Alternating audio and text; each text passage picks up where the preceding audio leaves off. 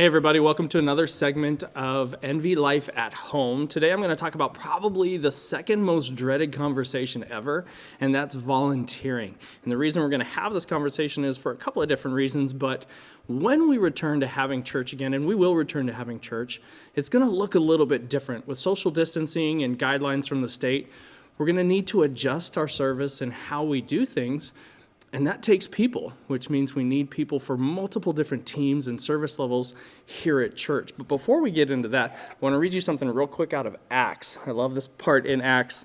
Acts 4, verse 32 says this: "Now the entire group of those who believed were of one heart and mind, and no one claimed that any of his possessions was his own, but instead they held everything in common." And what I like about this passage is it's not just talking about possessions in the idea of things that we own. People use this or talk a lot about this when they talk about tithing, but possessions also impacts our time. We think of time as a possession, and that comes directly into play when we ask people to volunteer. I grew up in a house where my parents were both immigrants from Holland, and they came to the U.S. and didn't have a whole lot of family around them, so it was my mom, my dad, my brother, my sister, and I. And we learned early on that being part of a household meant that you had to participate in things, and not expectations, but you had roles and responsibilities. And what I like about the word responsibility is the first part of the word is response. As a member of a family, you want to respond and take ownership in your house. So chores in our house were looked at completely different. They weren't kind of demanded of us, but they were a reflection of our heart. They were a reflection of how we viewed our role and our place in the family. Flash forward to me as a parent now, and my wife and I do the same thing with our girls. We all belong together in one house, which means the house has things that need to get done in order for it to run smoothly. We don't want laundry piled up in every corner, dishes in the sink, garbage and trash everywhere. So as a reflection of our heart and our love for our family, we together take up responsibilities. We respond to the things that need to be done in the house. We need to look at our church home in the same way.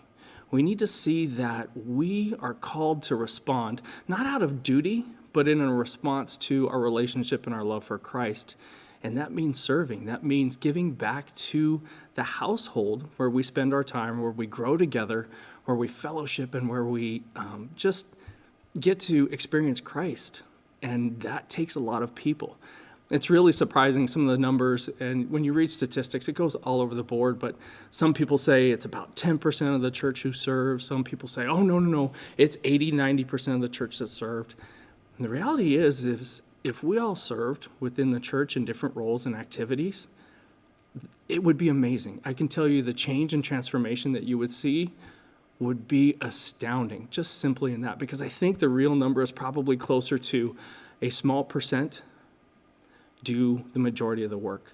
So over the next couple of weeks, we're going to unpack what it means to serve here inside our home, our church home at Napa Valley Life.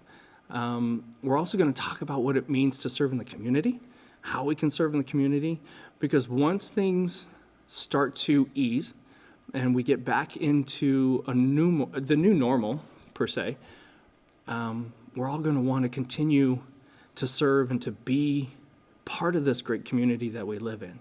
Some of the opportunities that we have coming up, again, obviously, are Sunday morning programming, the worship band that you see, the tech behind the worship band, all require people. Every aspect of a Sunday morning, from children's programming, children's services, hospitality, greeting people, setup, tear down, so many different opportunities to serve that we're going to spend a couple of weeks going over all of those. And then if you think about how do I serve not only inside the home, but outside the home, we're going to look at that as well. We're going to talk to some of our community partners who are here, whether it's the foster care program, whether it's some of the food banks, whether it's just even getting involved with local charities or in your own neighborhood. Branching out, who is in your neighborhood that might need some help? So I'm excited as we start to unpack this over the next few weeks. And again, we're going to talk about the multiple different areas and ways to serve here as well as out and abroad. Again, guys, we are so glad that you're with us today. Thanks for tuning in to another episode of NV Life at Home. We love you. We're continuing to pray for you guys. And we'll talk to you soon.